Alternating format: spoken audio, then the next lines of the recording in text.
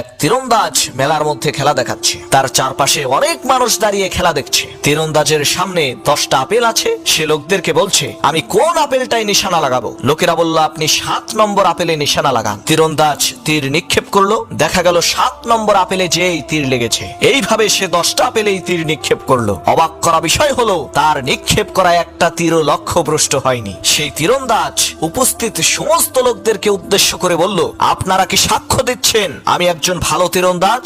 সমস্ত লোকেরা বলল, হ্যাঁ, অবশ্যই আপনি একজন ভালো তীরন্দাজ। সেই তীরন্দাজ বলল, তাহলে আপনাদের মধ্য থেকে মাত্র একজন মানুষ আমার সামনে এসে দাঁড়ান, আমি তার মাথার উপরে একটা আপেল রেখে তীর নিক্ষেপ করব। তার এই প্রস্তাবে একজন মানুষও রাজি হলো না, কারণ যদি নিশানা ভুল হয়ে যায় তাহলে তো কেল্লা ফতে। সেই মেলার মধ্যে একজন ছোট বাচ্চা ছিল। সে এসে তীরন্দাজের সামনে দাঁড়িয়ে বলল, আমি রাজি আছি, আমার মাথায় আপেল রেখে আপনি তীর নিক্ষেপ করেন। ছোট বাচ্চার এই কথা শুনে মেলার সমস্ত লোকেরা অবাক হয়ে বলতে লাগলো, সর্বনাশ, এত ছোট একটা বাচ্চা, তার এত সাহস আসলো কোন জায়গা থেকে? তীরন্দাজ সেই ছোট বাচ্চার মাথায় আপেল রেখে তীর নিক্ষেপ করলো। দেখা গেল তীরটা আপেলেই লেগেছে। এই দৃশ্য দেখে মেলার সমস্ত লোকেরা সেই ছোট্ট বাচ্চার তীরন্দাজকে বাহবা দিয়ে বলতে লাগলো, এই মেলার এতগুলো মানুষের কেউ সাহস পেল না, এই ছোট্ট বাচ্চাটা সাহস পেল কিভাবে? তখন সেই তীরন্দাজ বলল, শোনেন, আপনাদের প্রত্যেকেরই আমার প্রতি বিশ্বাস ছিল যে আমি তীর নিক্ষেপ করলে আমার তীর লক্ষ্যভ্রষ্ট হবে না, কিন্তু আপনাদের কারো